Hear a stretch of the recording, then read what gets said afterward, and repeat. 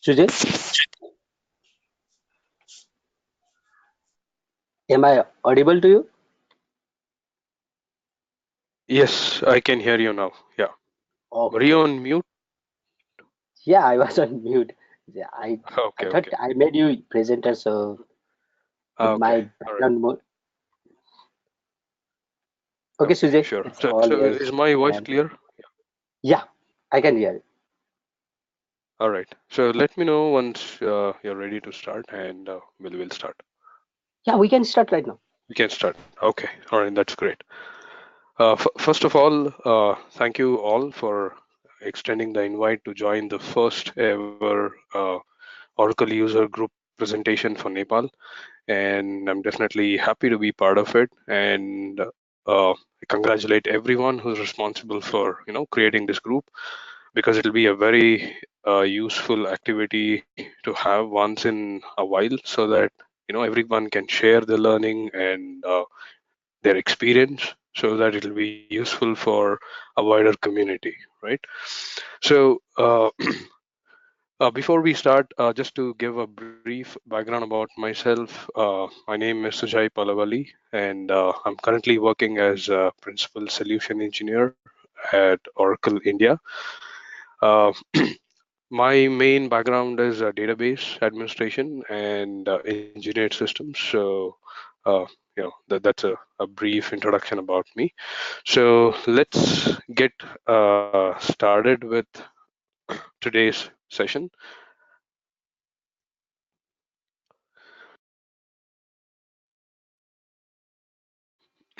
So, as everyone knows, we will be discussing a couple of concepts about the Oracle Data Guard. And yesterday, I spent a couple of hours to see if I can add a few things related to the latest release, which is the 18.1. So, let's get started.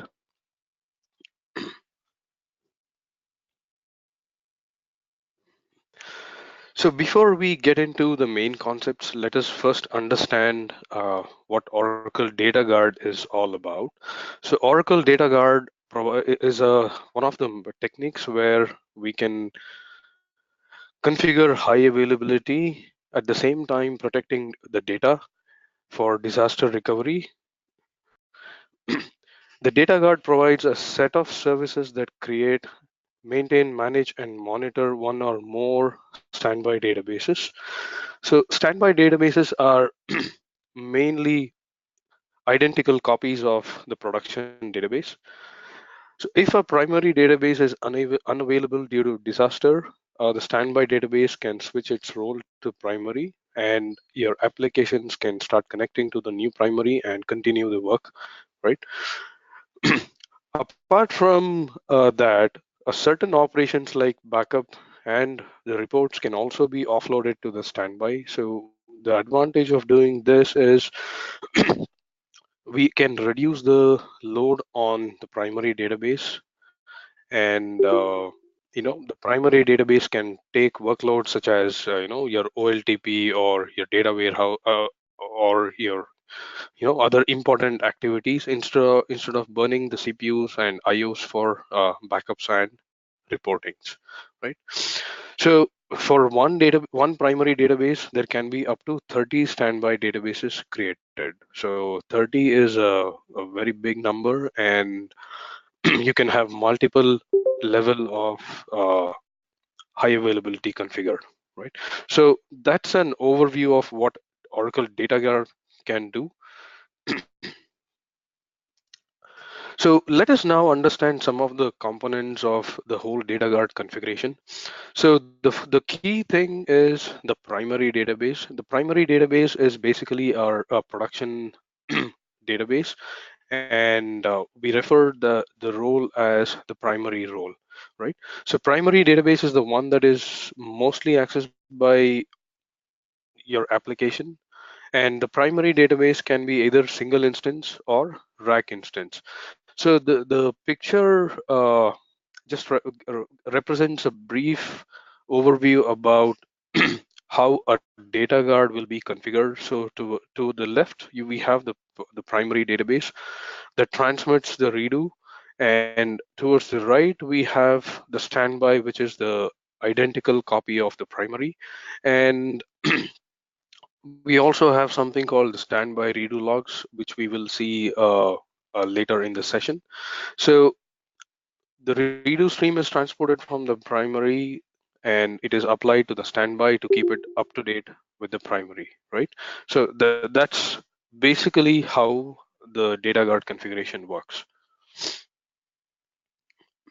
So we just saw what a primary database is. Now we will see what standby database is all about. So a standby database is a transactionally consistent copy of the primary database. It is created using a backup copy of the primary database, and we can create up to 30 standby sites, right? So redo transmission and apply is the technique that will be used to maintain each standby database. And like primary, the standby database can also be a single instance or a rack instance. Uh, but the when we talk about the standby, we have a couple of options in which the standby can be created. So it can be a physical standby, it can be a logical standby, or it can be a snapshot standby. So let us discuss about each of these shortly. So first, let us see what a physical standby database is. A physical standby database is an identical copy of primary database. When we say identical copy, the on-disk structure, the on-disk database structure is exactly same as the primary on a block-to-block basis, right? So the primary database receives redo, the physical standby database receives redo from the primary database, and it will be applied to keep the standby in sync with the primary database. Okay. Starting from 11G release 1, the standby database can receive the redo and apply it. And at the same time, it can be open for read-only access for either running backups or running reports. So releases prior to 11G release 1 did not have this option. It can either be applying the redo or it can be open in read-only mode. So there was no way to have both at the same time. So this feature has been released starting 11G release 1. And from starting 11G release 2, we can also have patches, the PSUs and CPUs applied in a rolling fashion as well. So this is called standby apply first. So you can refer to the note 126.126.5.7.0.1. It's an MOS note, which is a public note. So you can all refer to this for a detailed description about how this can be done. So we saw about the physical standby. We learned that physical standby is an exact copy of the primary in terms of the on-disk structure. So what is different in logical standby is the the physical structure can be different. For example, if you have a table on one particular table space on your primary, on your logical standby, you can have the table in a different table space, right? The only the logical structure will be same, and the physical structure can be different, right? And the technique which is used to keep this logical standby in sync with the primary is called SQL apply. So SQL apply will transform the data in the redo into SQL statements, and then it is executed on the standby to keep the logical structures in sync with the primary database. So we in the recovery technique in the primary is similar to what we do, what happens when we do a recover database. So apart from the physical and logical, we also have something called the snapshot standby. Let us see what a snapshot standby is. So it is a fully updatable standby database. Uh, it is similar to the physical standby. It receives and applies the redo. However, it can also be used for doing updates.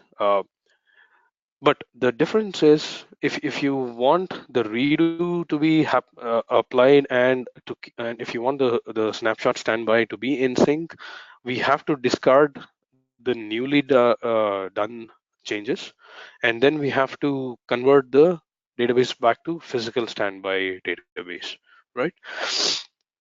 So this is useful in a scenario where you need to update our database temporarily to understand how some application changes would look like. And one of the best use cases is real application testing.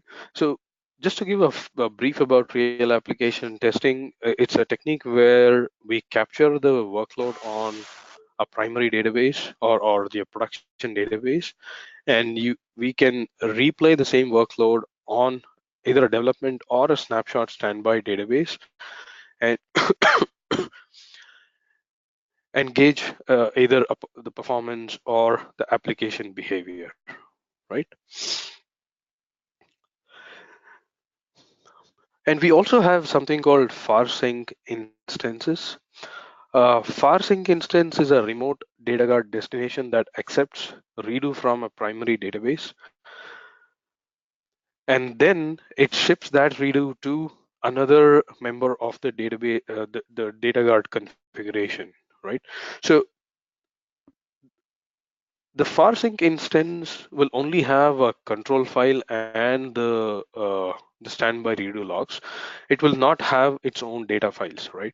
So it will not be applying the redo that it receives.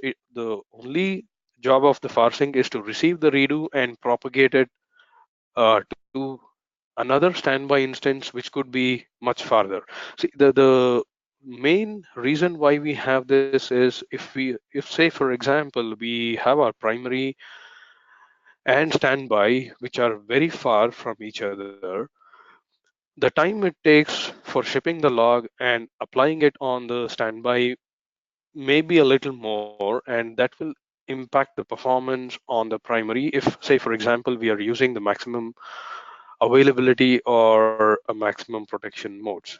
So to reduce the lag in redo transport as well as apply, a new feature called Farsync has been introduced, which can be placed in between the primary and the standby so that you know the redo transmission lag can be reduced, right?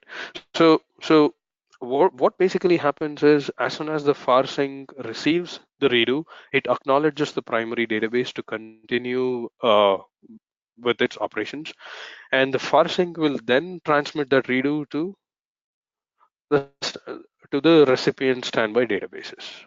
Okay, so it is also part of a feature called active data guard. So if you want to configure a Farsync instance, you need an active data guard license. So that's a catch. So let us see some of the services that are playing key role in keeping the primary and standby in sync.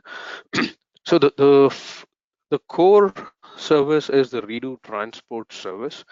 So what happened? What the redo transport service does is it is responsible for shipping the archived or the redo stream from your primary to the standby destination. So that's the core feature. The redo transport service also resolves gaps automatically. So when we say gaps, it can be created if there is any disruption in the network. So what the redo transport does is it continuously monitors for the primary and the standby to be able to talk to each other over the network, and whatever archive logs were missing on the standby, it automatically ships it from the primary or another standby site, right? That's the key feature of the redo transport service. And the background process that is responsible for this is the RFS process. It's called remote file server. So the next thing is, once we get the redo, we should be uh, able to apply it on to our standby database. So that's taken care by a service called apply services, and MRP is the process that is responsible for applying the redo stream to the standby database. MRP stands for Managed Recovery Process. So redo data is applied directly from the SRL. SRL is standby redo logs as they are filled using real-time apply.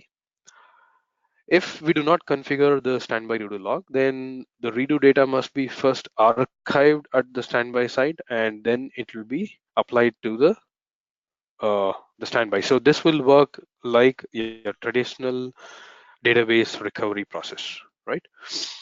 So redo apply and SQL apply based on physical or logical standby. So when we are talking about the physical standby, we refer it to as redo apply. And if we have a logical standby configured, we refer the apply services as SQL apply, right? And then the next important thing is the role transition. So when we say a role transition, the primary database can become a standby, and the standby can become a primary. So this will be mainly done in two cases.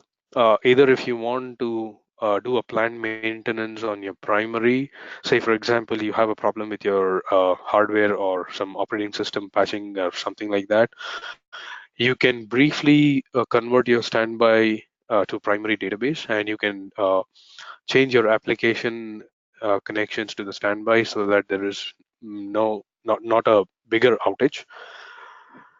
So once your primary site is up and running, you can switch the roles back. See, we have two terminologies again here. One is the switchover, which is done during a planned maintenance. So when you do a switchover, the best thing is once your primary site is back, you can just do a role transition. When when we do a failover, it means that we have lost our production site permanently, or it might take a very long time to rebuild the site.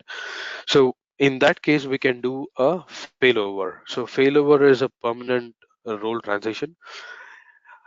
If we have to again recreate the data guard configuration for the new primary, we have to again create another standby and then re-establish the data guard configuration. So we have another small utility called data guard broker. Although it is a small utility, it is a very powerful utility and very handy when you are managing, for example, one primary and multiple standby sites, right? So the data guard broker is a distributed management framework that automates a lot of tasks like creation, maintenance, and monitoring of the data guard configuration. So some of the things that we can do using data guard broker will be create and enable data guard and set up redo transport and apply services, manage the entire data guard configuration from any system in the configuration. So when we say any system in the configuration, say for example, if we have one of obviously we can only have one primary. If we have 10 or 15 standby sites created, if there is one change that has to be done, you we without the data guard broker, we have to manually log into every single site and do the change, right? So with the data guard broker, you can either be on the primary or you can be on the standby site. And the moment you do the changes, it will be propagated to all the intended sites. Okay, so from one location, you can do the changes on multiple locations. And a very important point is when we are either doing a failover or a switchover, it is very easy to do using the data guard broker. And how do we invoke the data guard broker? Similar to SQL Plus, which is used to connect to the database, we have a separate command line utility called dgmgrl, right? And there is a new feature in data guard broker configuration. It's called fast start failover. Of course, it's not an 18c feature. It was released much earlier. Sorry. So what this fast start failover does is it will be continuously monitoring the availability of all the sites in within the data guard configuration. And when it feels that you know something is not right and your application might be impacted, the data guard broker will automatically switch the roles so that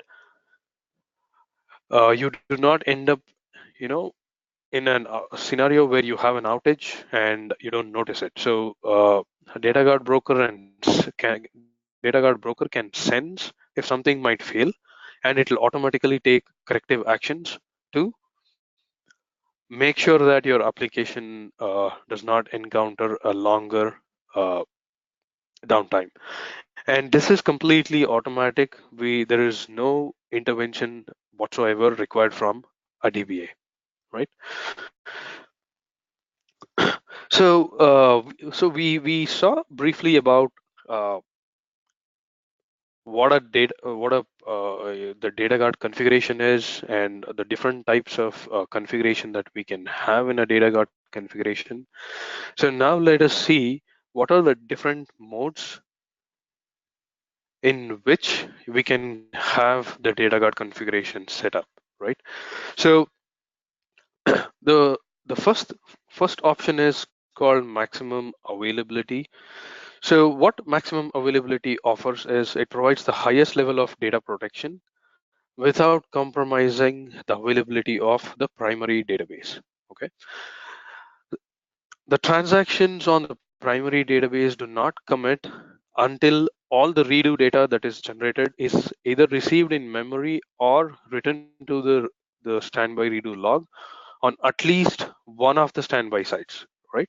So we do not wait for the redo to be propagated and written to all the sites that are configured.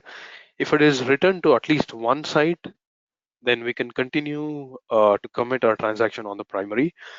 If the other standby sites do not receive it from the primary for some reason, they will fetch the redo data from the first standby that received it, right? Uh, so that is the default behavior in which maximum availability works. So when we say maximum availability, the redo on the primary that is generated should be propagated to at least one of the standby database. So that's the key point of maximum availability. So let us say that there was some network outage and the redo from the primary could not be written to any of the standby sites. So what happens in that case is the configuration downgrades itself to maximum performance mode, and then the transactions on the primary would continue to commit, right? So in this situation, there is a gap in the redo transmission from primary to uh, standby sites, right? And maximum availability uses synchronous data transfer. So when we say synchronous data transfer, the primary side would wait for an acknowledgement from the standby sites to check if the redo has been written to the disk or not. Okay. And the maximum availability ensures that there is no data loss, right? So that's about the maximum availability. So the next important feature or important mode in which the data guard configuration runs is maximum performance. So maximum performance is the default mode. It provides the highest level of data protection possible without affecting the performance of the database, right? So when we say without affecting the performance of the database, the primary database need not wait for the transaction to be committed. It can just continue as soon as it commit. I mean, the redo has been flushed to the online redo logs on the primary. It need not wait, or it need not check whether the redo has been transmitted to the standby sites or not, right? So the redo, this we refer to as asynchronous redo transmission. So when we say asynchronous redo transmission, the primary would send the redo data to the standby sites. However, it does not wait for an acknowledgement from the standby sites to understand if the redo has been successfully received and written to the disk, right? Uh, the disadvantage with this mode is the data protection that it offers is slightly lesser than what the maximum availability offers, right?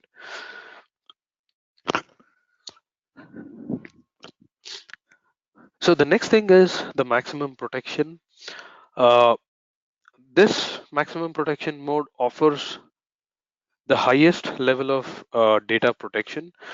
The reason is the the redo data that has been generated on the primary has to be written on at least one of the standby sites.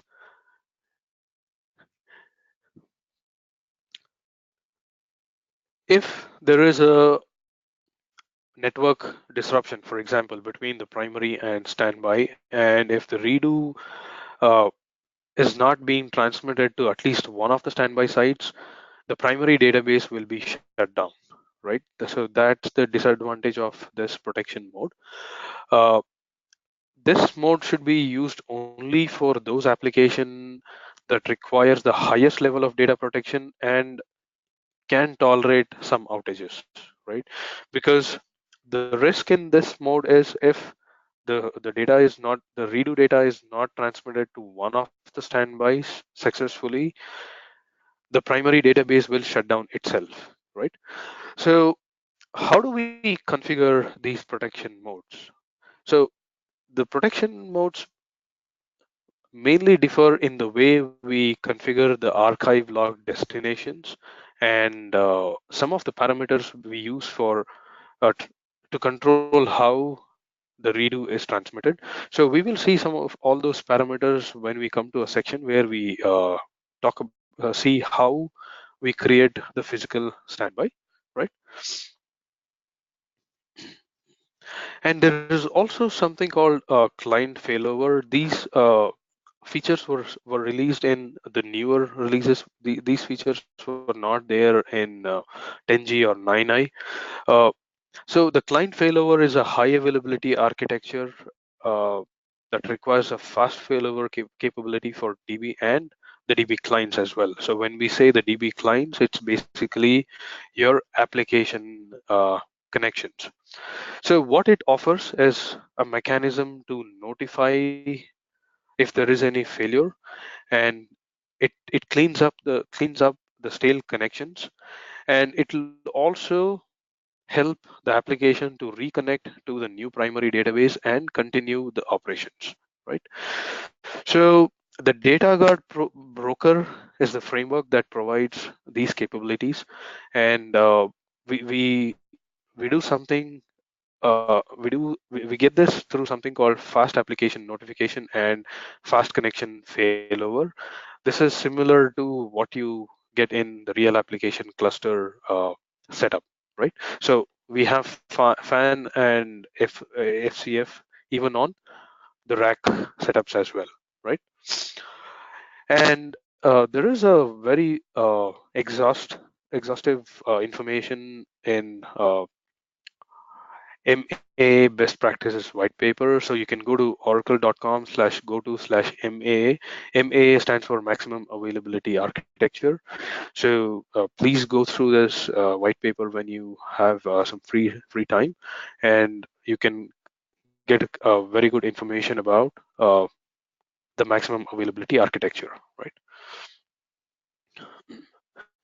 And apart from the failover capabilities, we also have something called application continuity. So this is an Oracle database feature that enables rapid and non-disruptive replays of requests against the database after a recoverable error that made the database session unavailable, right? So this is again built into the database, so there's no manual intervention required. So what we are what it basically means is once the data guard configuration recovers from a failure, the application connections will be reestablished, and your application can continue to access the database, right? That's what we are basically trying to say. So if you if you want this capability to be active, it should be it is supported only for the switchover to physical standby DB and fast start failover to physical standby database in maximum availability mode, right? It is not available in obviously in max protection or the performance modes. So for more information about the application continuity, please refer to the Oracle Real Application Cluster and the deployment guide. So now let us get a little more in detail about how to configure the data guard configuration. So about the hardware, operating system, and the software requirement, uh, we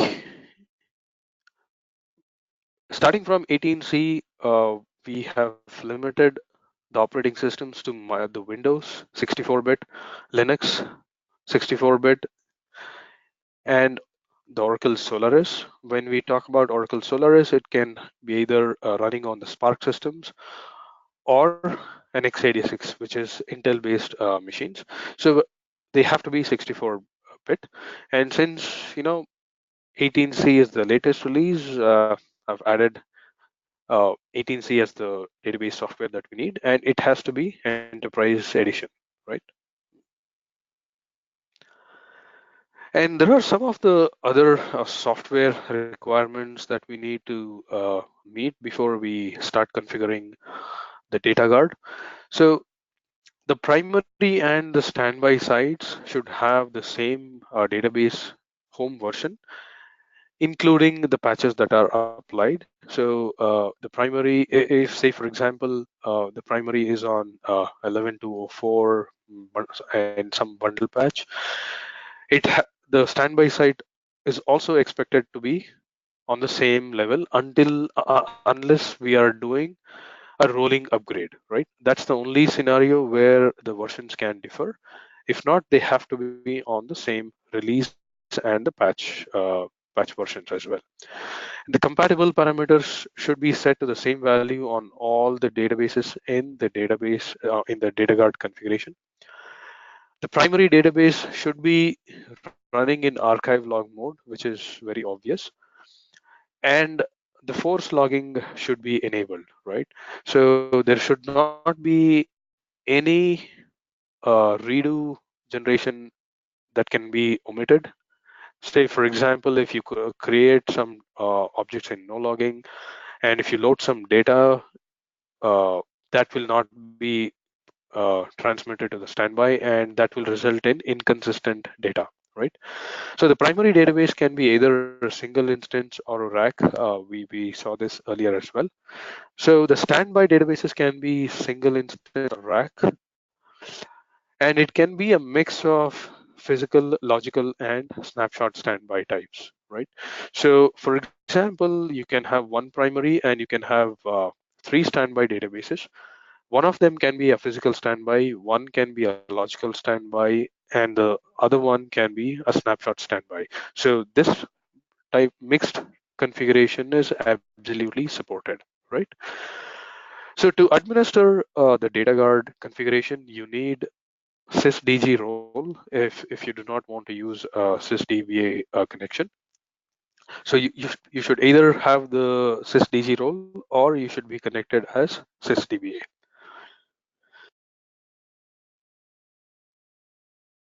Sorry. And for placing your data files and other files, it is recommended to use ASM and OMF. OMF is optic.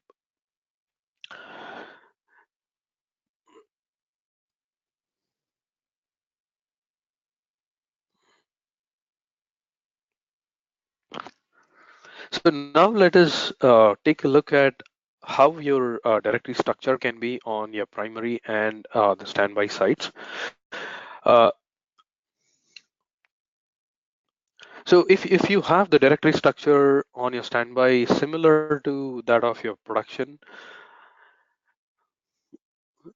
oh, I'm sorry. The first example is if you're placing your standby database on the same system as your production system, then the directory structure should be completely different because we do not want the files to be overwritten.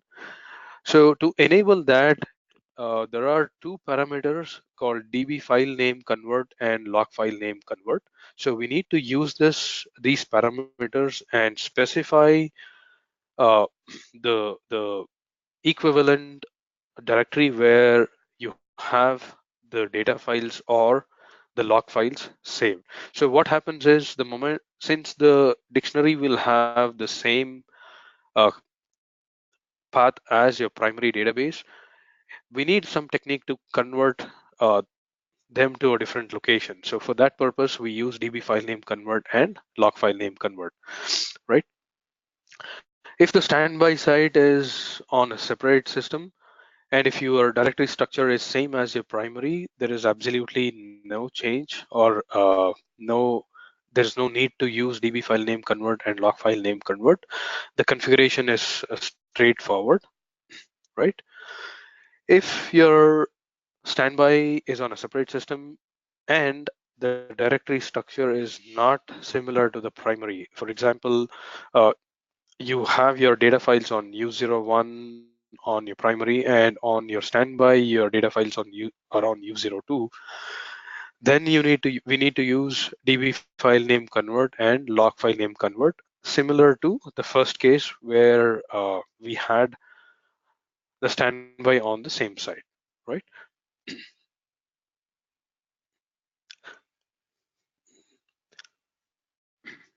So as we discussed earlier, we need to enable archive log mode on the primary database as well as force logging. So force logging prevents load operations from being performed in a non-logged manner. So this will take precedence over uh, specifying no logging at the SQL level, right? If you even if you say no logging when you're doing a load, that will be ignored because we have enabled force logging at the database level, right? And in 18C, there are two more types of logging available. It's called standby logging for data availability. So what happens is instead of propagating the load in the redo stream, that there will be a separate connection established and the data will be written directly onto the standby database. Probably something similar to using the DB link, right? So this will save a lot of network traffic as well as a lot of time, because transmitting redo might take more time than establishing a direct connection and uh, writing the data onto the standby. So in this technique, there are two variants. One is data availability, and one for improving the load performance, right? So the basic difference is similar to the maximum availability and maximum performance.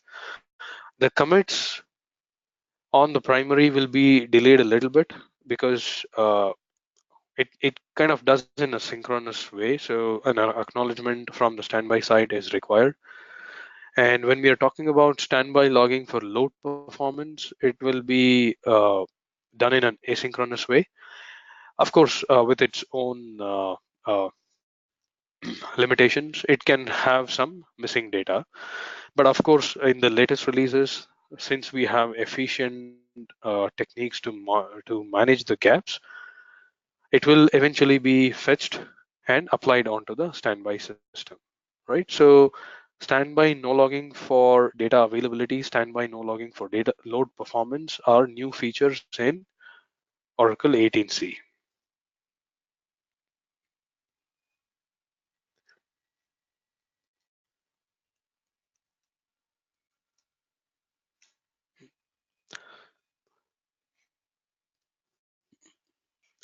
Can you guys hear me?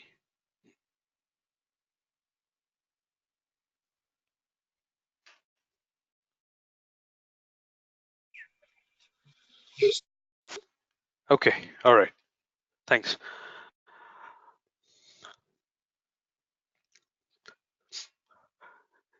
Before we get into creating the physical standby, are there any questions?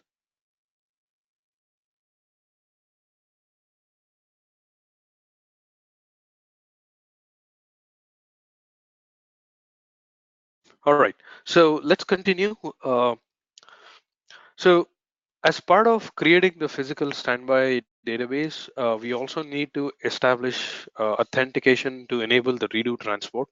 So the Oracle Data Guard configuration uses the Oracle Net sessions to transport the redo data as well as control messages between the members of the Data Guard configuration.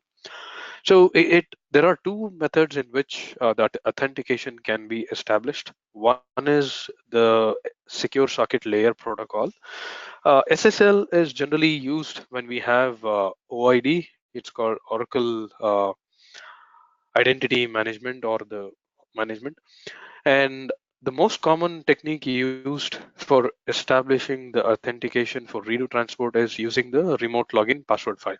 So I guess everybody knows about the remote login password file. You just need to copy the password file from your primary to all the standby sites, and that will help in establishing the connections for transporting the redo, right? Uh, Prior to 12c release 2, the problem that we had with the password file is if somebody changes the password file on your primary site, the redo transport services would fail on all your standby sites. So we have to manually copy the password file to every single standby site. So to avoid this, starting from 12c, there is a new feature where if you do any change to the password file on the primary site, the changes are automatically propagated to all the standby sites. The exception to this is a Farsink because Farsink cannot apply any changes. We need to manually copy the password file to the Farsink site, and then it will be propagated to the rest of the standby sites.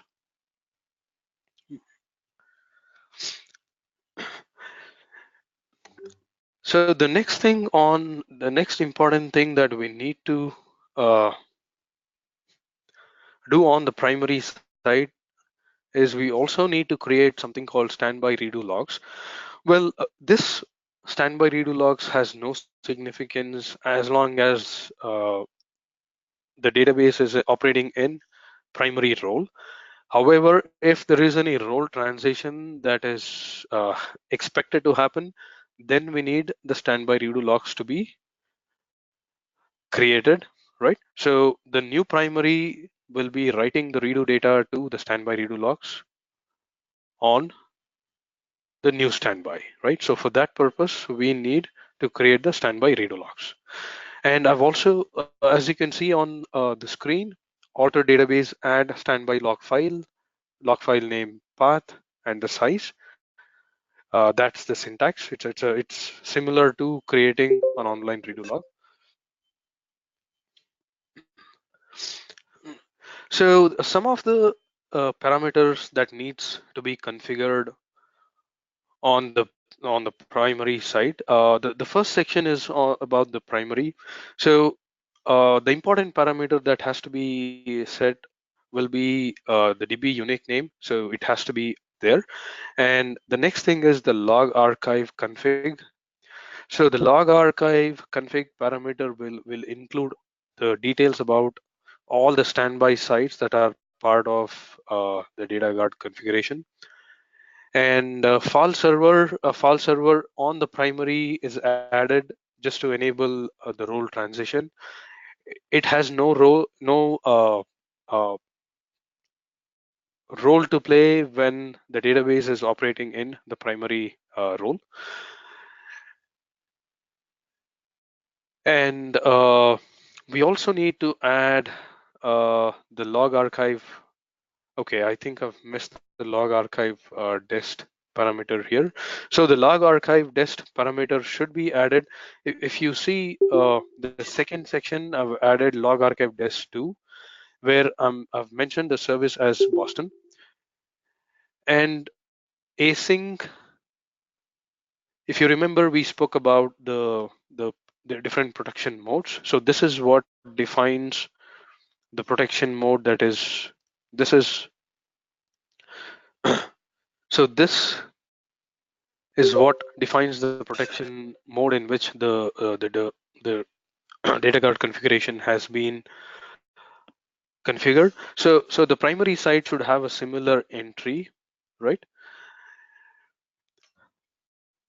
And we also have additional parameters which talks about when this parameter will be valid. So we can say that this will be valid during the primary role, or we can say all roles, right?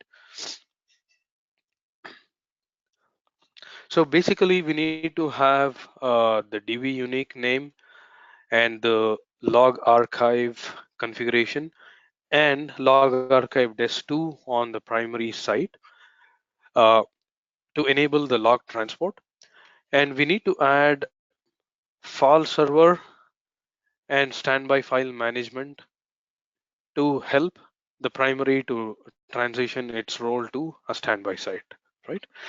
And as we discussed earlier, the DB file name convert and log file name convert should be added if the directory structures are different from the primary site.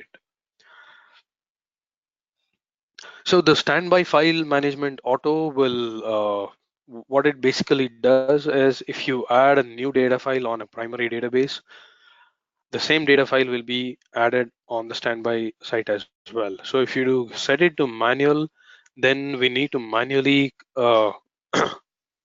add the data file on the standby sites. And when you have multiple standby sites, it is going to be a very tedious task. So it is always recommended to use the standby file management uh, as auto. So I've listed out an overview of the steps uh, that will be used to create the physical standby. So for the first and most important step, as we already discussed, a physical standby will be a copy of your production or your primary database. So we need to take a backup of the primary database. You can either use any third-party backup tools, or you can use a user-managed backup, which is a copy of the data files as it is. The recommended way to take backup is of course RMAN. So you can take a backup, transport transfer the backup to the standby site. The next thing is we need to create a control file which can be used for the standby, right? So it is not a normal control file copy. So we have to use the create standby control file keyword when we are running the command to create the control file. So we have to use the keyword standby. So that will set the role of the database to standby role, right? And we also need to take a copy of the parameter file. If you're using an SP file on your primary side, you can do a create p file from SP file command, and then you can copy the parameter file to the standby site. And next thing that we need to do is we have to set up the environment on the standby site.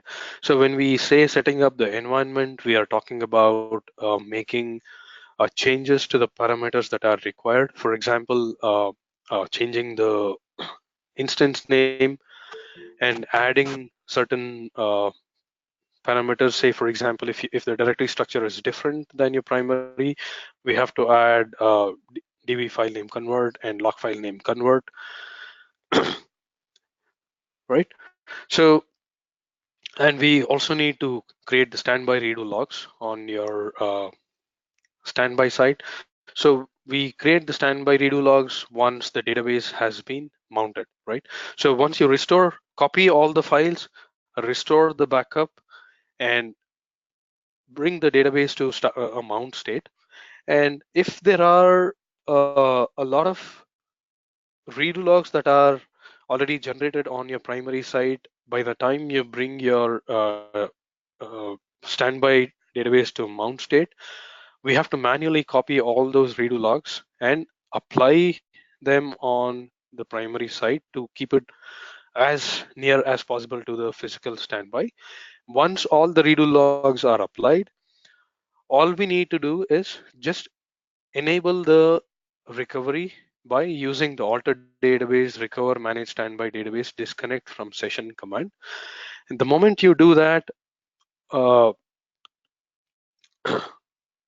the primary will ship the redo to the standby site, and on the standby site, the apply services will read the redo stream, and it will apply the redo to the standby database to keep them both in sync. So this is I've just added a very high level overview. uh, I mean, I've not included certain steps like listener configuration, copying the password files and so on. uh, this should give you a very high level overview of the steps that are involved to create a physical standby, right? So see, when we are talking about a normal physical standby, all it does is it'll accept the redo from the primary and it'll continuously apply the redo to the standby site. However, we will not be able to query anything from the standby site. So for example, if you want to run any report, you cannot do anything. Only queries that you can run is to query the dynamic performance views. So you will not be able to see anything related to the user data. So for that reason, we have something called active data guard, and it uses a technique called real-time uh, apply and real-time query. So in terms of configuration, it's very simple. There's absolutely nothing complex about it. First thing is you need to have the physical standby similar to what we saw earlier. The difference is if you observe here, after the database has been mounted, we directly started the manage standby. In active data guard, what we do is we will open the database, right? Uh, suppose you have already enabled the standby for applying the redo. You can cancel the redo, and you can apply the you can open the database. And in the latest releases, the best thing is from the control file we know that the role is standby, so we need not specify open read only. So the moment you just give alter database open, the default way it is opened is in read only mode, right? So just open the database and then put the database back in managed standby. So when you see the open mode from the $V database, it says read only with apply. So the moment you see read only with apply, it means that it is in active data guard mode where it is applying the redo at the same time open for read operations, right? And there is a view called $V data guard stats. So you can query this view to understand if there is any lag in the redo, receive, and apply, right?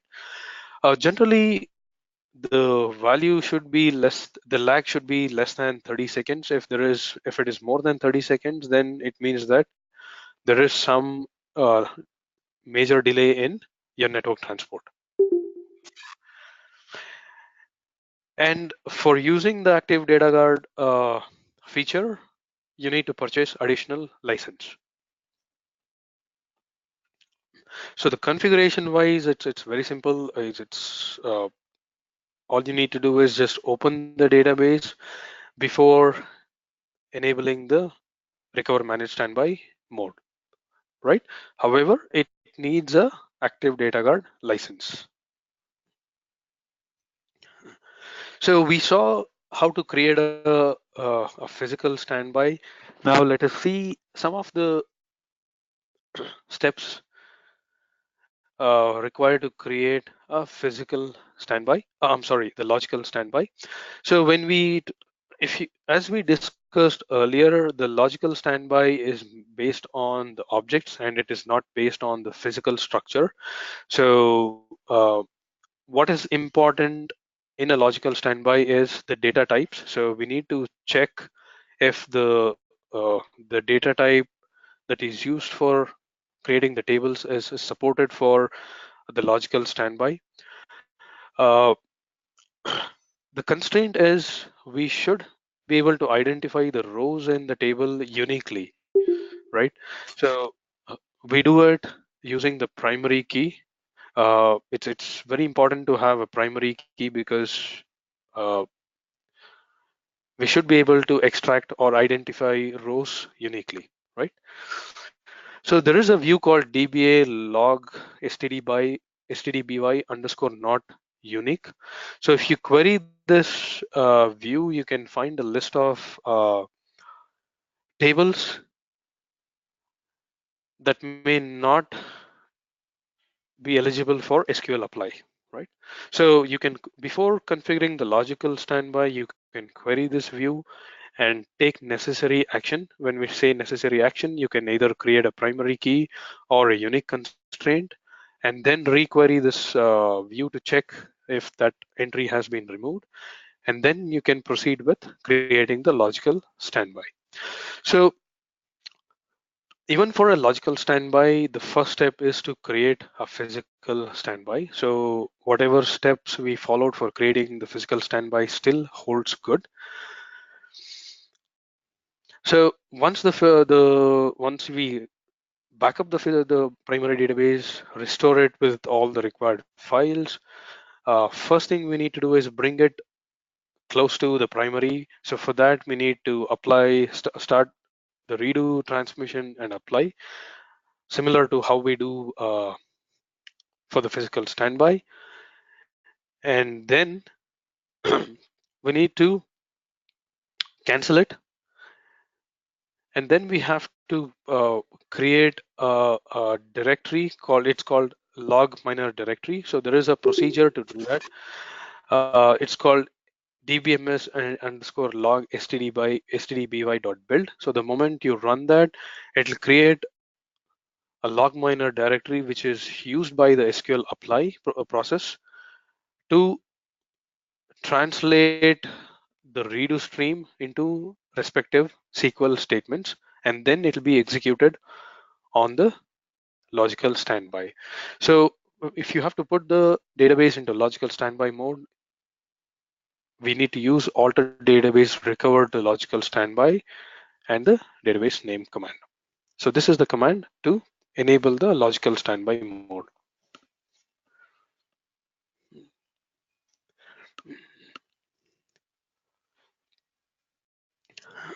So once the logical standby mode has been enabled, we can open the database with reset logs option, and then start the alter database start logical standby apply immediate command, and we can see that the redo transport as well as the SQL apply will be in progress. So there are certain views to check the performance of the logical standby in terms of whether it's being the data is being uh, propagated and applied. So there are two important views. One is DBA log std by events and vdollar log std by underscore process. So this will actually list out the different processes and their status. So the core difference between the physical and logical is the logical standby is open in read write mode. So you can have the data from primary propagated and applied to the logical standby. At the same time, you can modify the data in the logical standby. However, the tables which are part of the logical standby cannot be modified. That can be only available for read only. If you have other tables, that can be modified. So we saw physical and logical standby. So let us now see how a snapshot standby is created. Uh, Again, similar to the logical standby, we still depend on the physical standby for creating a snapshot standby. So all you need to do is just use the alter database convert to snapshot standby command, and then you can open the database in read write mode. Uh, once you open in read write mode, you can run the real application testing or any other changes uh, that you want on the snapshot standby database. And suppose the snapshot standby and physical standby are far in terms of time. And if you want to bring the snapshot standby to the same time as the physical standby, we have to again convert that to physical standby database. So for that, we have to shut down the snapshot standby, mount it, and alter database, convert to physical standby, and then enable the recovery, right? So the managed recovery process, I mean to say. So it will then discard all the changes that are done, and then it will start receiving the redo stream from the primary and apply it onto uh, the logical standby database. I'm sorry, the snapshot standby database. So we've seen how to create physical, logical, and snapshot, and we also saw some of the parameters that are supposed to be used. So now let us understand some of the key attributes in the parameters related to the log archive test, which will translate to the protection mode that the data guard configuration has been created in. So as we saw earlier, we have three protection modes: the maximum availability, maximum performance, and maximum protection. And there was a note in the previous slide saying the protection mode is defined by some of the transport parameters that are used. So now let us see what they are. So for maximum availability, we have to use First thing is we have to use sync. When we say sync, it's a synchronous redo transport, which waits for acknowledgement from the standby side. And in addition to sync, we have to use affirm or no affirm. So the basic difference between affirm and no affirm is when we use the parameter affirm, the primary site, or I would say the destination site will write the redo to the standby redo log and only then send an acknowledgement to the primary site. When we use sync and no affirm, the standby site will send an acknowledgement as soon as the redo is received. It does not wait for the redo to be written to the disk. So that's the difference between affirm and no affirm. And in maximum availability, uh, you have an option to use affirm or no affirm. However, we need to use sync, right?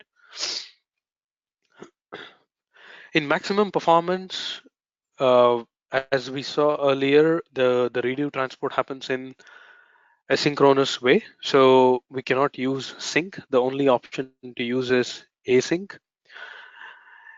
And it has to be no affirm because when we are not waiting for an acknowledgement from standby about the redo transport, it does not make sense to wait for an acknowledgement on the disk, right? So it has to be always no affirm.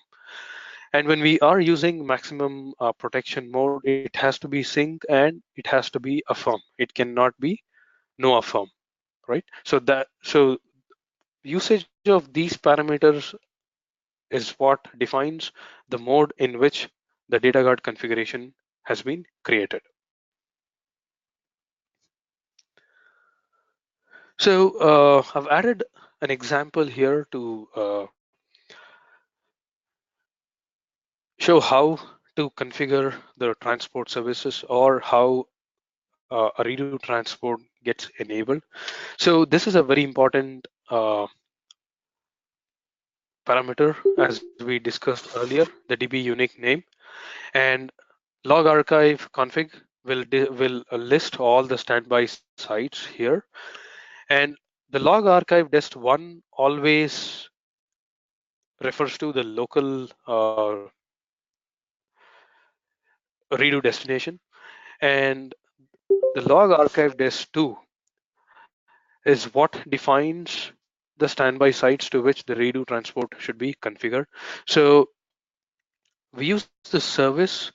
So here, for example, the primary site is called Boston, and we are using another standby site called Chicago. When we say service, we basically define a TNS entry in the TNS names.aura. So you can define the host name or the IP address, the port at which the listener has been configured on the standby site, and so on. So this will translate to the entry in the TNS name. And async refers to asynchronous redo transmission. And no affirm, as we saw, it does not wait for an acknowledgement from standby for the redo being written to the disk. And valid for when we are saying this parameter will be effective only when the database role is right. And there are some additional parameters for compression. So basically, the redo the redo transport will also use a compression, right? So that will reduce the packet size and also reduce the lag in which the transmission happens. So in this, we also have an additional parameter log archive desk 3, which is transporting the redo to another site called Hartford. So basically, this configuration has 3 databases. One is primary and 2 standby sites. So after configuration,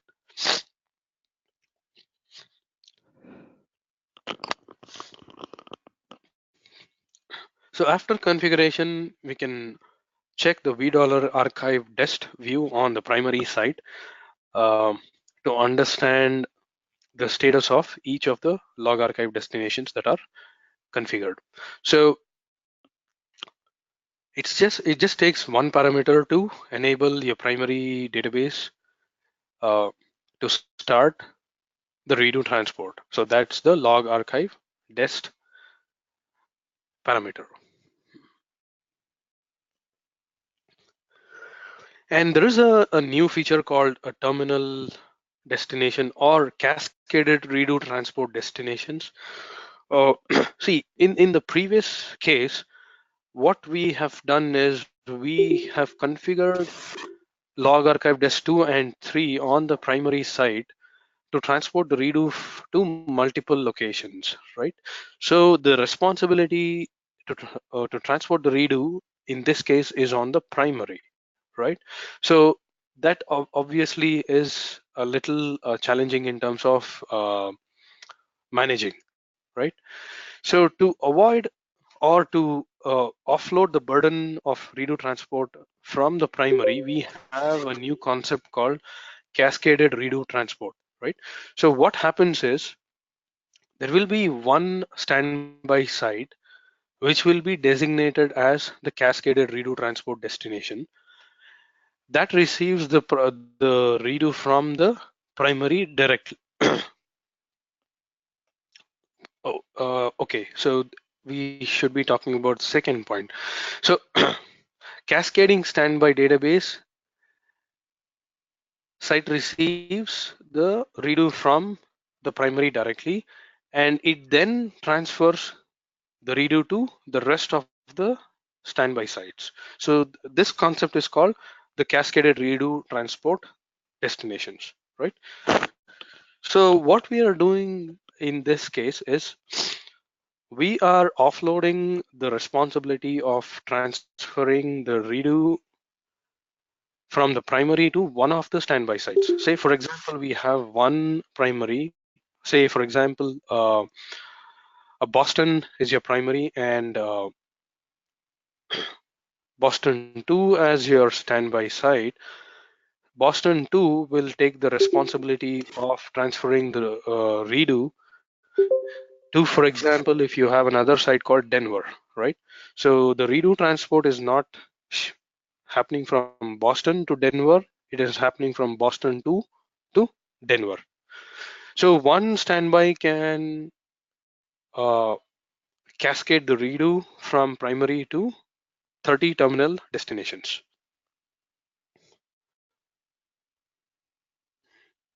So I've added an example of how to configure the cascaded redo transport. Well, although, as we saw in case of the active data guard, the names are very complex and the whole concepts are very complex. The configurations are very, very simple, right? So for example, if you see here, this is the primary site, and I've configured log archive dest 2 to Boston 2, and this is the Boston 2 configuration, right? So here, if you see, I'm the log archive dest 1 as usual refers to the local site, and here I've added another log archive dest 2 similar to primary, and here I'm using the service as Denver, right? So what I'm trying to say is from Boston, the redo is transported to Boston 2, and Boston 2 is taking the responsibility to transfer the data to Denver. If you see the configuration on Denver, there's nothing. This is just a 3 database configuration, so there is nothing else to be done. So the parameters on the Denver will be a standard set for a standby configuration. So for example, if there was another site, say for example Denver 2, I can configure log archive dest 3 and add a similar attributes and specify the service name as Denver 2. So the Boston 2 will ship the redo to Denver and Denver 2. So that's basically about the cascaded redo transport configuration. So we saw how to do the configuration. However, we also need to understand what to check and where to check if there is a need to understand if the configuration is working fine, or say for example there was a network outage and the, the primary and the standby could not talk to each other.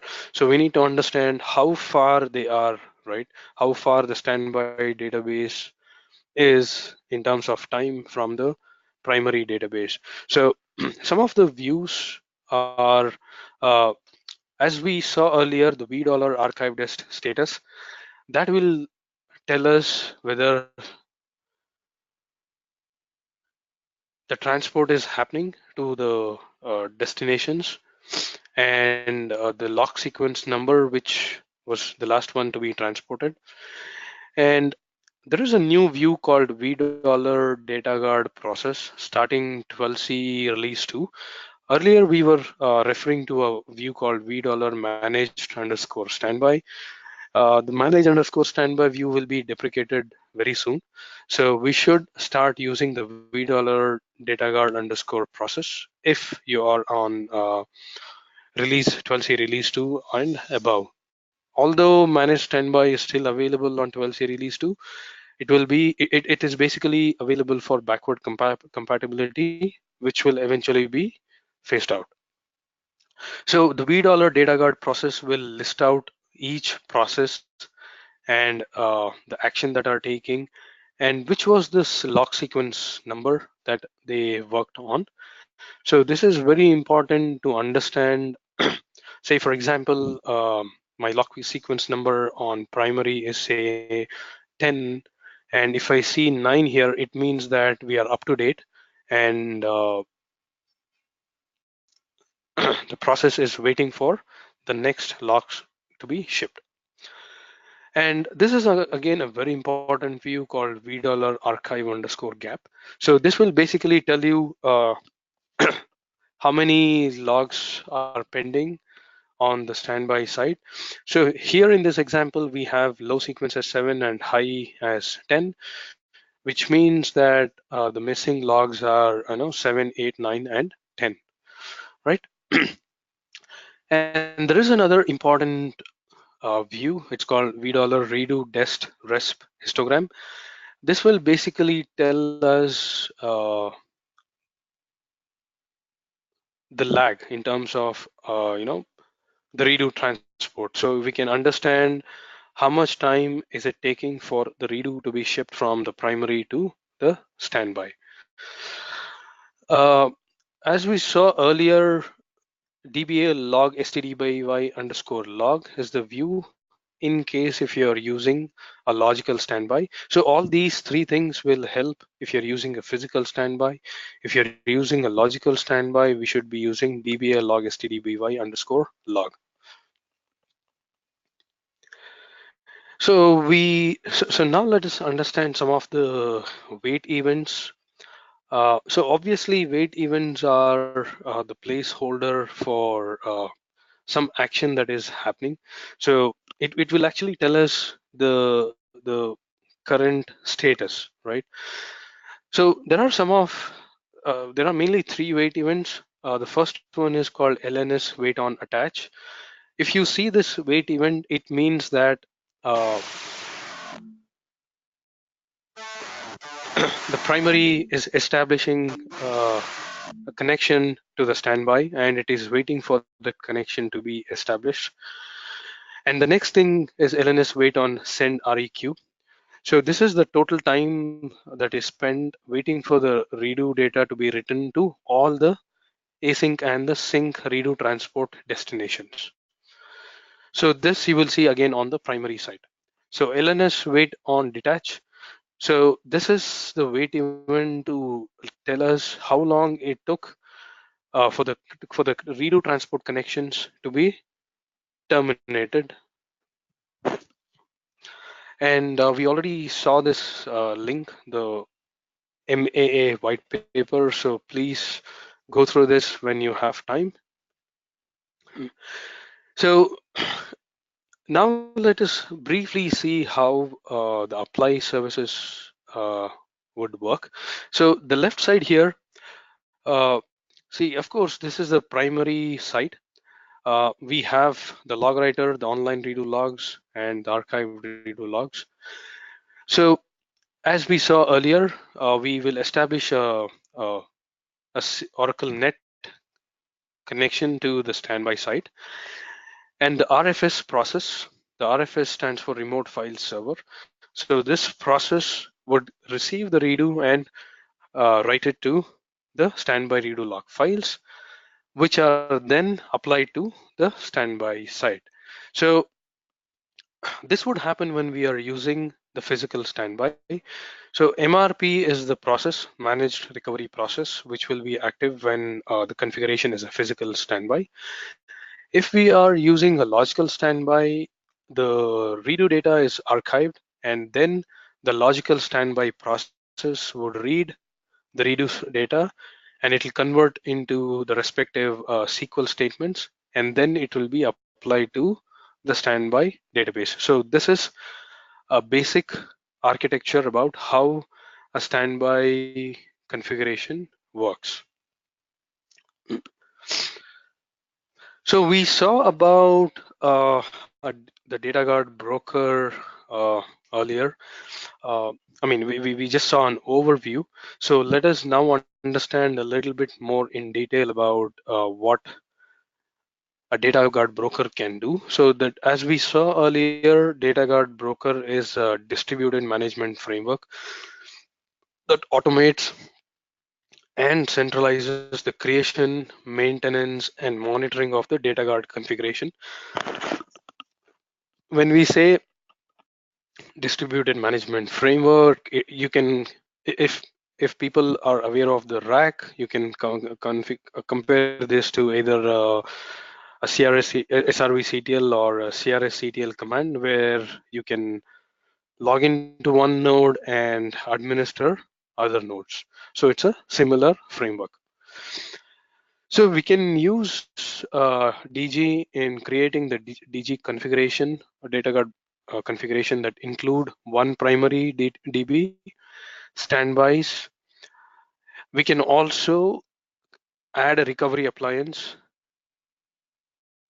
to the standby data guard configuration, and we can configure the redo transport services, the log apply, and the log apply services as well. Using the data guard DG broker, we can also modify the existing DG configuration as well, right? And we can change the protection mode using the broker. We can initiate switchover, failover, and fast start failover using the data guard broker. Apart from this, data guard broker also monitors the configuration. It will capture some of the diagnostic information, and it can also report statistics like the redo apply rate as well as the redo generation rate. And in 18C, there are a few new commands in the form of validate. So using the data guard broker, you can validate if a database is ready to become a primary. When we say validate, this has to be done on the one of the standby sites. So when you run the validate database command on a standby site, it will verify the configuration, and it will tell us whether the standby site is ready to take the primary role. And there is also another command called validate network configuration. So this will basically check if your network configuration has been configured properly. And a brief overview about the data guard broker configuration. So as we saw earlier, DGMGRL is the command line interface, and it has a data guard monitor process. It has its own configuration file and a daemon process, right? So when you invoke the DGMGRL, The daemon process is the one that will help in reading the configuration files and then talking to uh, all the members of the data guard configuration. So with this, I've kind of covered brief overview about the whole data guard configuration. Before we go to a small demo, please let me know if you have any questions. Um, you may unmute yourself to ask the question, and if there is any question, then you can also type it on the chat. Uh, are you able to unmute?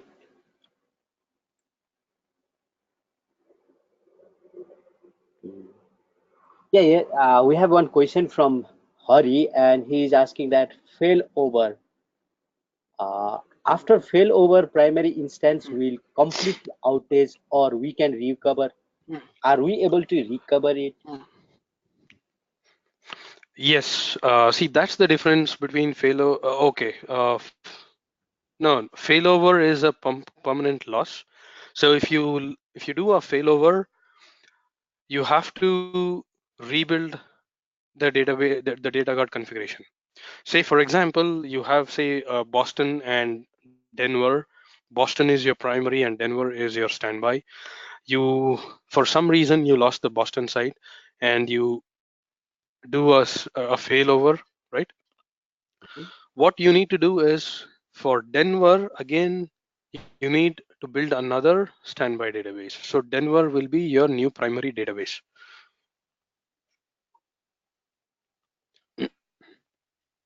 Okay. So does Uh, that answer your question? Hari, is this sufficient, or you have additional more question?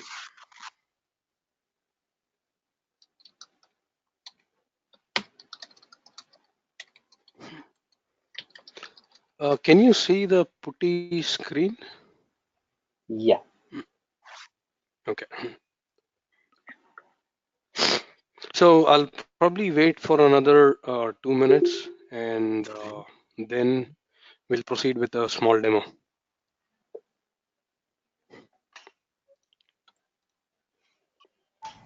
Guys, if you have any question, then you can directly ask or type it over the chat. I have unmuted everyone.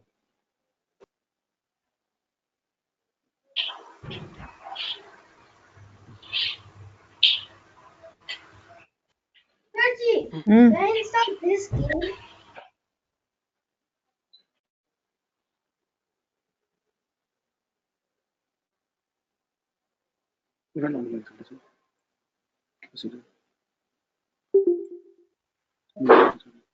Video. Yeah, what's the difference? Hmm.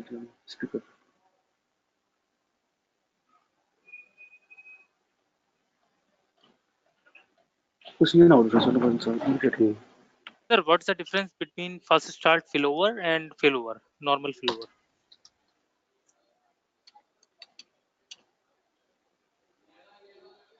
Sorry, yeah, I was on mute. See, fast start failover is a data guard broker feature. What it does is it'll, based on the metrics and the monitoring capabilities, it can sense if there is going to be any failure soon. And if it feels that, okay, the primary database might go down, it'll do a failover automatically, right? So one of the standbys will be selected to become a primary site. So the normal failover is a manual operation. So we need to run the failover command to initiate the failover.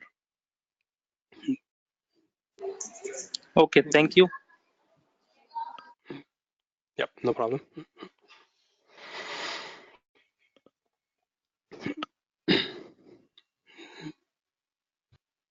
Okay, Sujay, yeah, I think all the QA questions has been All over, right. and we can Okay. go further. Okay. Sure. So first, what I'll do is I will uh, show the physical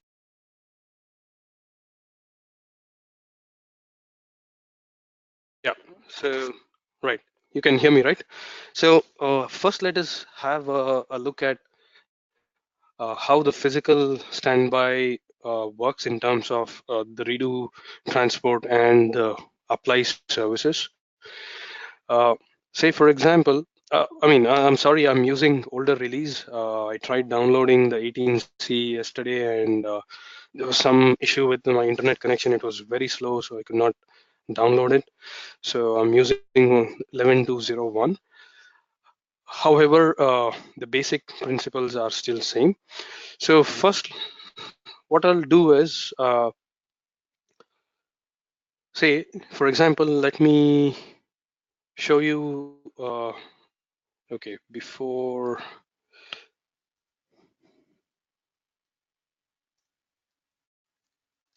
so what we'll do is first I'll show you the configuration in which it is connected, the data guard configuration has been created.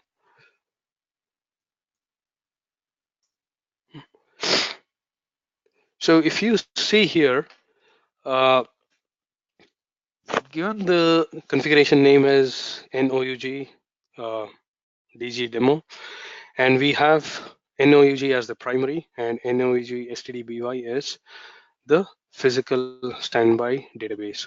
So this is the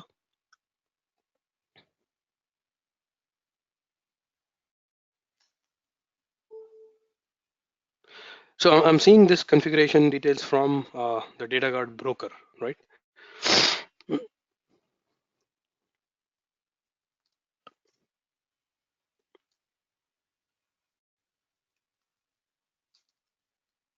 So if I add the show configuration verbose, okay, it's so for the show configuration verbose and the show configuration, the output is similar. So let us see the configuration of the database, right? Show configuration.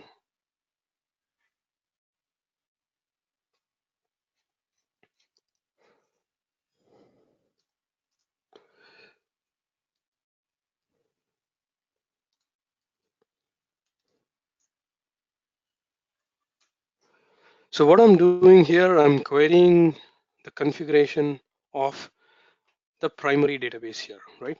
So as you can see, the database name is NOUG, the role is primary, and intended state is transport on. And some of the important things are the lock transport mode, it is async, and the redo compression by default is disabled, and apply parallel is auto, standby file management is auto, and we can see that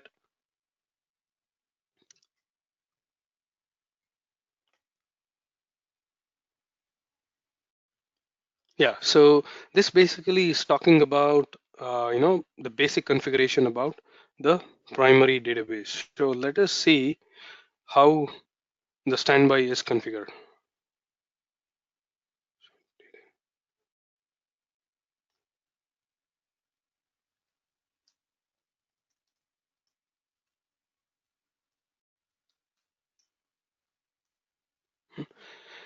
All right, so as you see, it's a physical standby. It is in apply on mode.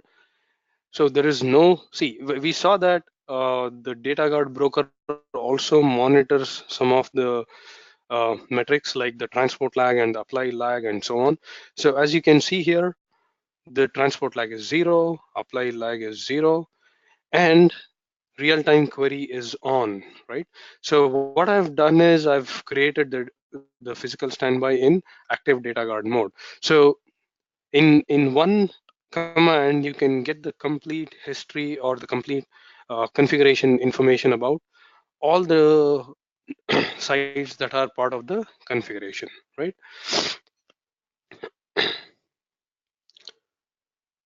So this is about the basic configuration. So just give help, and there are so many options in the uh, data guard broker. So as you can see, you can connect create a broker configuration. You can disable some configuration completely if you want. You can edit is basically equal to your alter database commands. And failover, with just one keyword you can do the failover. In manual method you need to first transform your standby site to primary, and then convert your primary to standby site in case of a switchover. So a lot of manual work is involved, which can be completely eliminated by using a data guard broker. So all you need to do is, if you want to do a switchover, you just say switchover to NOUG underscore STDBY, and everything that has to be done will be automatically taken care by the data guard broker. So we will see a demo of a switchover shortly. Before that, I want to show how log transport and apply services work. So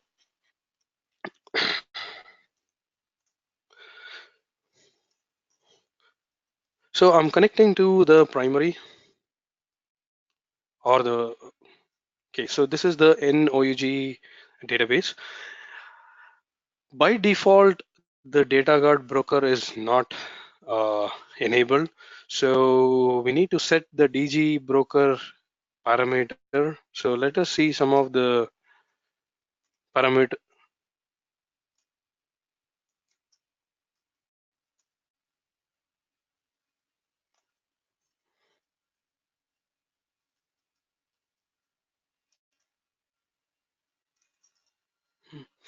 All right, sorry. I was missing the parameter keyword, right? So as you can see, first, all you need to do is set the DG broker start parameter to true, and by default, it will create the required configuration files to store the configuration about the whole setup. So the moment you start the DG broker start, it means that that database is now ready to be managed by the DG broker. However, once you invoke the DGMGRL, you need to use the add command to add the primary and the standby to a configuration, right? So what we'll do is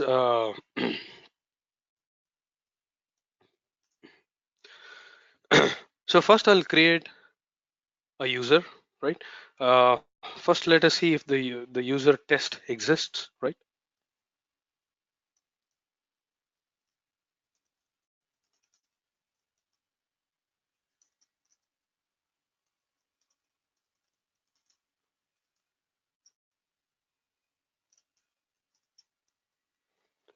All right, so we do not have the user test. So let us run the same query on our active data guard, right? So as you can see,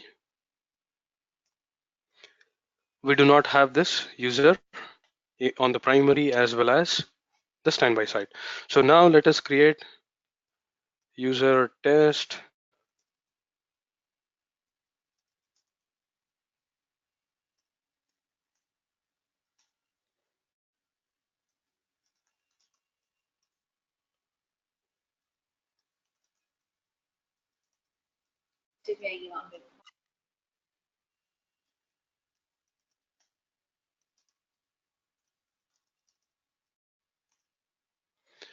All right. Now let us connect to the user test that we created.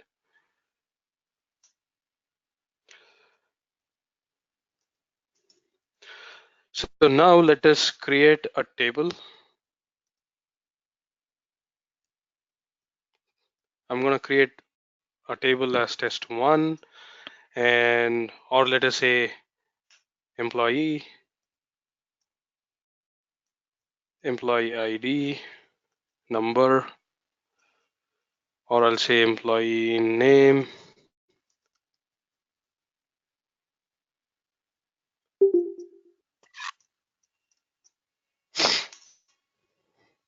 Right. So now,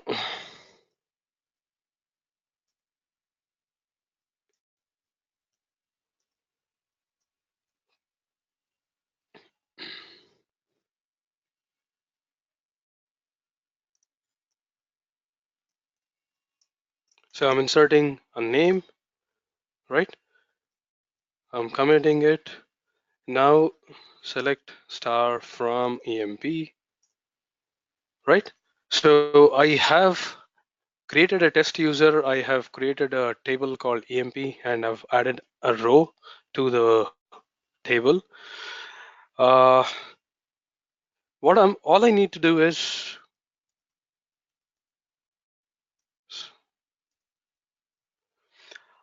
for me to transport the the lock to the standby. I just need to initiate a lock switch. Oops.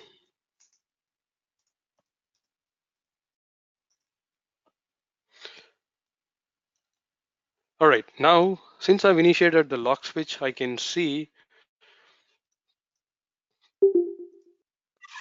if you see here, my current lock sequence is 16. So if you see here, the process has already received the log 15 and applying it, right? So now let us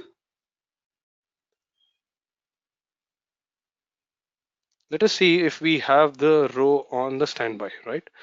From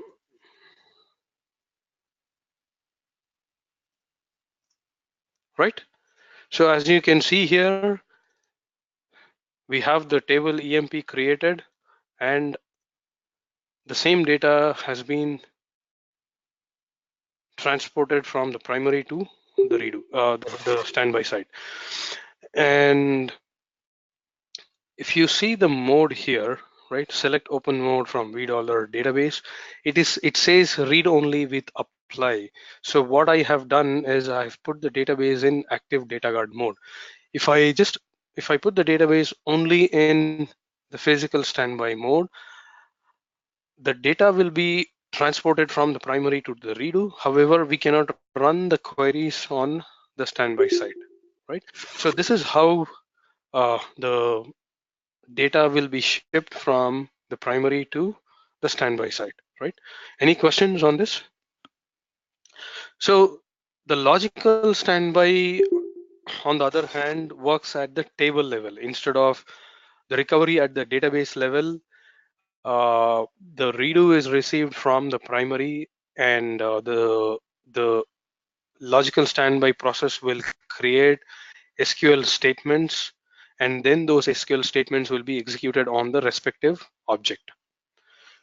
So I could not create a logical standby yesterday because of some time constraints, but the overall behavior will be same, right? So if there is any new data on the physical or the primary, it will be propagated to the standby as well, right? So we have seen the physical standby database configuration and the transport as well as the apply service as well, right? So any questions? Sujay, Anik has asked the one question earlier. As per Anik, in case the standby database is in mount state, isn't in active data guard state? So he mean to say, whenever the standby database is in mount mode, then cannot we consider it as a active data guard state?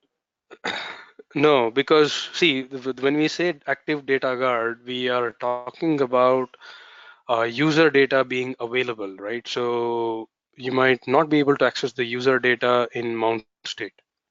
So the database has to be open in read-only mode. Okay, Anik, I hope you If you're get in that. mount, it's a normal physical standby database setup.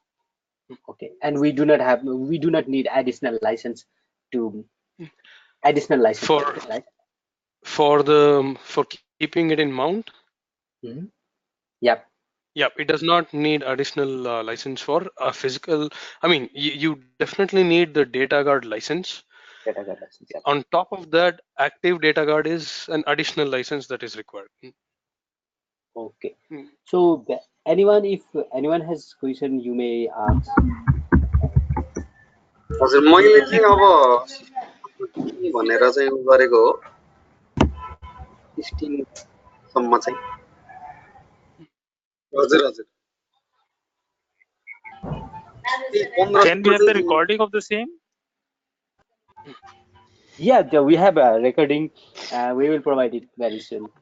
Could you email us at info@nepaloug.com so that we can provide you your recorded link? Info at NepalOUG. Info@nepaloug.com. Yeah, Sujay, So you can I'll move show some of the configuration required. I mean, the parameters that are.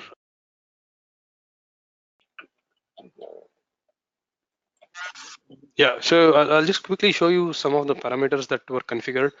Mhm.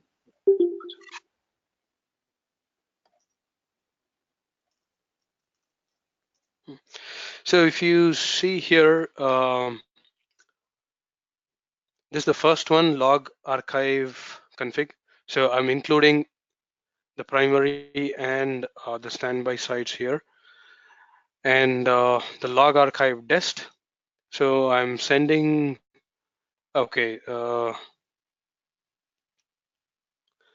I'm sending the redo data to NOEG standby in async mode, right? So these two are the basic. I mean, although the concepts are very complex, the configuration part is very simple. So what I'll do is we will try to do a switchover and see how it goes through, right?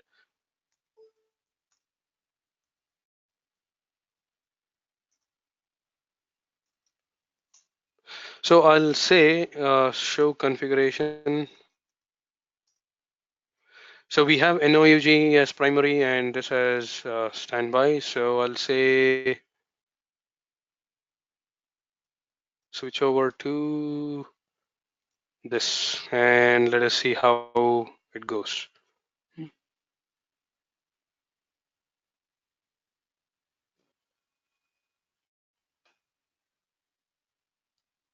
Probably I should include in quotes.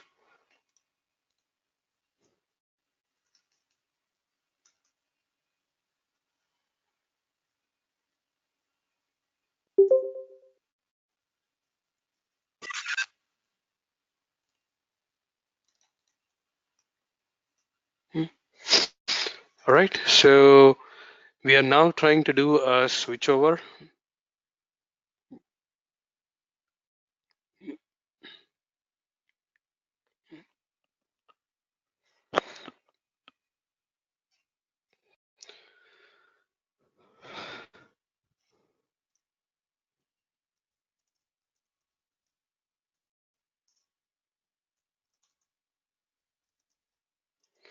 Let us see what's happening at the in the alert log, right? Okay, so something is not right.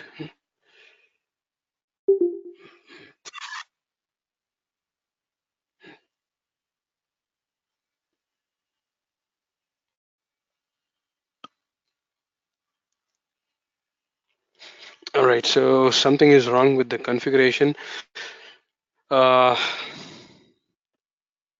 All right, so I can probably capture the screenshots and or capture a small video after this and I'll send it to you. But this is as simple as it takes to do a switchover to a standby site. Or if you want to do a failover, just give failover to and give the database name and the roles would change. So I need to just trouble see and understand what has gone wrong.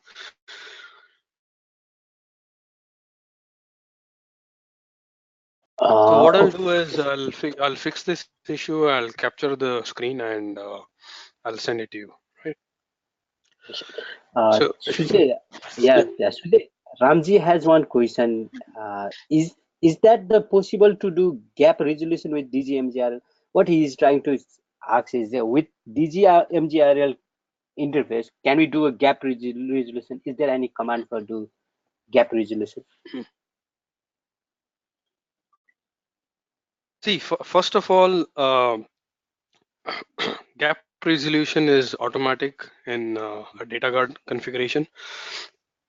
The moment the network, say for example, there was a network breakage, and the moment it is re-established, the gap will be automatically resolved. There is absolutely no manual intervention required. And in the latest releases, what is happening is one standby site can say, for example, there is one primary and say 5 standby sites. The logs were shipped to one standby, and the other four did not get it for some reason, and primary is unavailable. So the rest of the 4 standby sites can even retrieve the logs from the first standby site, uh, which got the redo. So it's an automatic process. Yeah, in some cases, I have also noticed that if you have a gap and then you miss the archive log, sometimes what happens is that we clean up the archive log. Then in that case, we can do an incremental backup to catch up Yes, with yes, yes. the archive log as Yeah, well, right? yeah, That can that's also right. be. See, yeah, that is used. For example,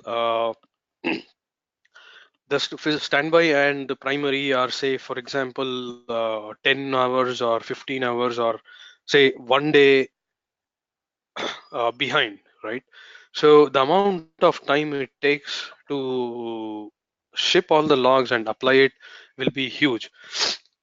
So to reduce that, we have something called incremental backup for standby. So what it does is we have to capture the SCNs. For example, what is the SCN difference between the primary and the standby? And we have to generate an incremental backup based on the SCNs on the primary. You can ship those backups to all the standby sites and apply it to bring the standby as close as possible to the primary. And then you can re-establish the recovery mode. So it actually reduces. See, earlier when we are talking about 10G or 9i, if the gap was too much, the only option was to manually transport the logs and wait for it to be applied, or rebuild the standby. So when we say rebuild the standby, again we have to take the entire primary database backup, transfer it, and set up the standby. So this is not only time consuming, but it is also a tedious process. So to overcome all that, we have this option of incremental backup for standby. Yeah, that's a very good point, Dilly. Thanks for bringing it up. And anyone, if anyone has any questions,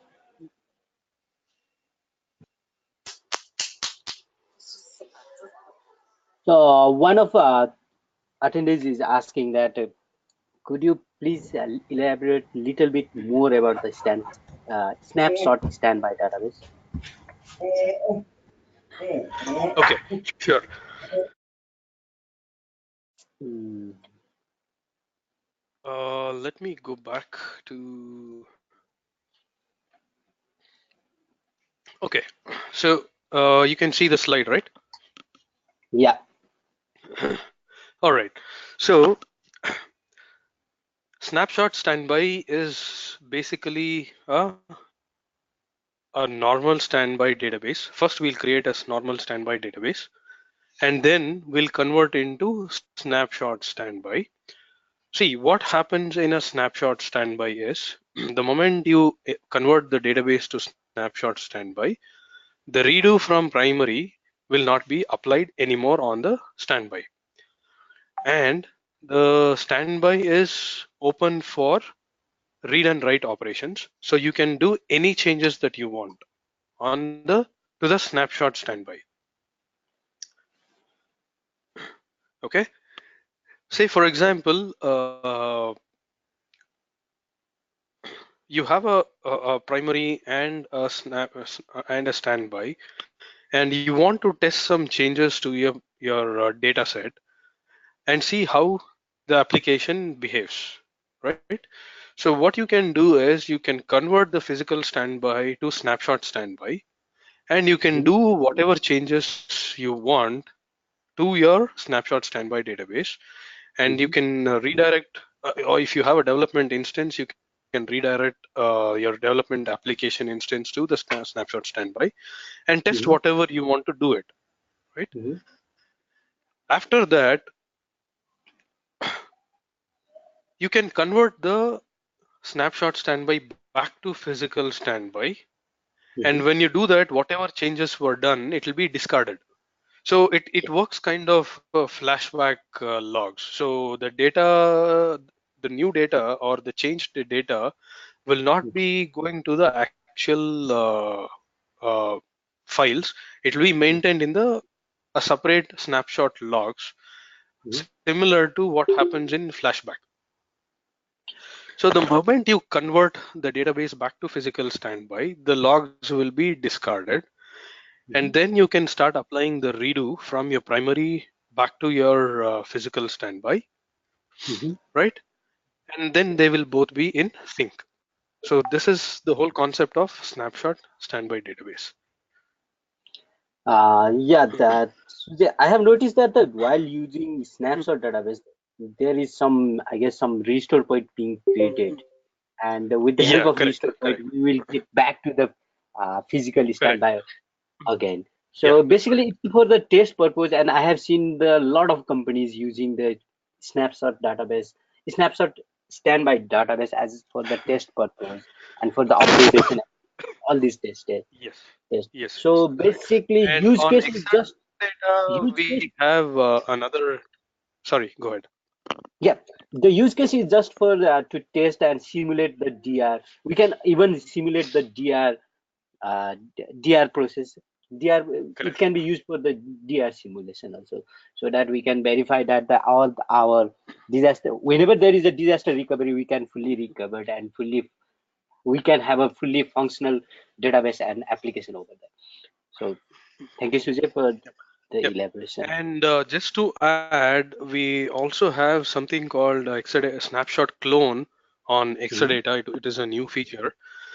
Mhm. So see the drawback with the snapshot standby is if you want to create multiple copies for different application teams, you need the equal amount of space for every snapshot standby, similar to that of primary copy, right? Say for example, you have HR, you have a reporting team, and you have some other team. They want to Mhm. test their respective module. Mhm. We have to create three separate snapshot standbys for them to Mhm. access, right? So for Yep. example, we have our primary database is say 5 terabyte. You need 15 terabyte to create three separate copies. So to overcome this, we have a new feature on Exadata called Exadata Snapshot Clone, where you will create just one copy. Is it Snap Yep. clone? Is it Yes. equivalent to Snap clone? Because I have seen it, the Snap clone. I have tested Snap clone. Yeah, it is a Snap Clone. Yes. Snap clone. So like you will have one copy, and then you will Mm-hmm. create snapshots on that clone. Mm-hmm. So if you have 5 terabyte production, all you need is 5 terabyte for your the snapshot. And Mm-hmm. then when you create the snapshot clones, Mm-hmm. it will be exposed to the application like a database itself, but it will not be a complete database. And Mm-hmm. any changes done will be maintained similar to the flashback logs. So all the changes will be maintained on the separate logs. It will not go to the data files. It will be the snapshot clone will again be in a read-only mode.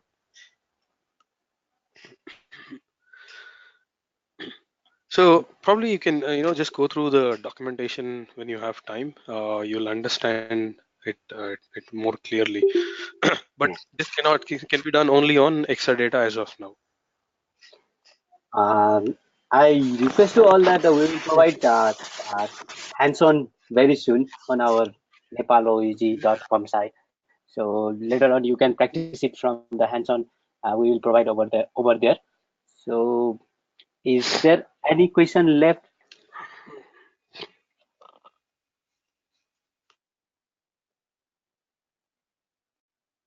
If you have any questions, you can probably send it to Dilly, and he can redirect it to me at any point in time. Yes. Right?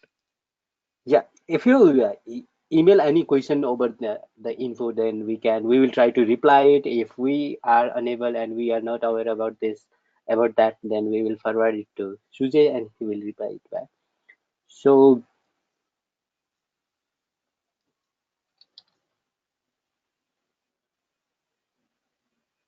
okay, Sujay, do you have any topic left?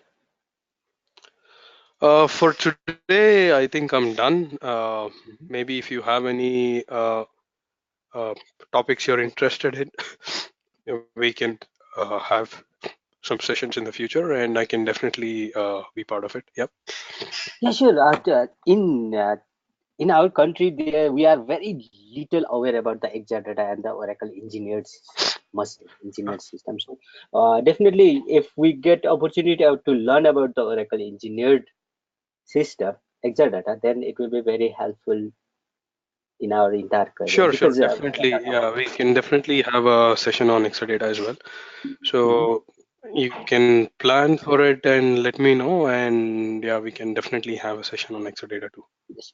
And Sujay, is there any simulation to do uh, uh, on the Exadata because that we cannot get an Exadata machine to test Mm. and all these. Is there any simulator or something else? Well, yeah, there are few, but yeah, that's again for internal Oracle use. But I Okay, can definitely show that to you. Yeah. okay, When because we this have a session next time, I can definitely show that.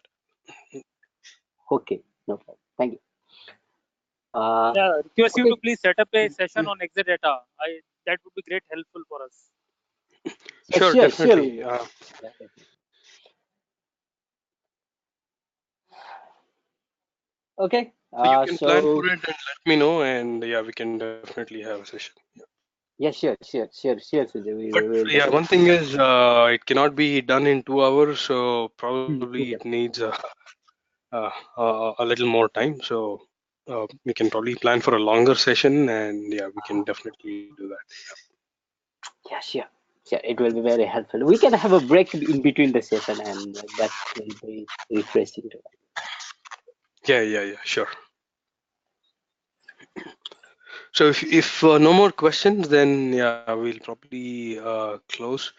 And yeah, before we close, I again want to reiterate that it's a very good thing that a user group has been created, and please make you proper use of it to share the information. Mhm. And yeah, there will definitely be a lot of experiences to be shared from everyone. So even I will also get a chance to learn from all of you as well.